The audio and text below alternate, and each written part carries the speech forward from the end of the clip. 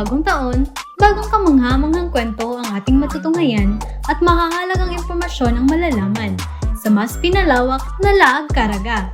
Ngayong taon ay sisimulan natin ang pagtalakay ng siyensya, teknolohiya at pananaliksik. Kaya tara mga kalaag! Sa tulong ng agham, mga makabagong teknolohiya at pananaliksik, napapataas nito ang halaga ng isang lokal na produkto, gaya ng danggit dried fish ice cream.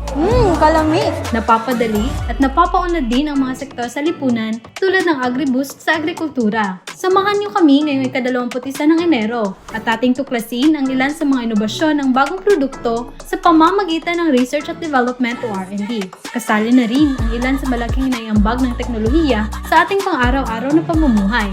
Dito lang yan sa Laag Caraga, hatid sa inyo ng Philippine Information Agency Caraga. Kalami, kanindot, laag ta sa Caraga!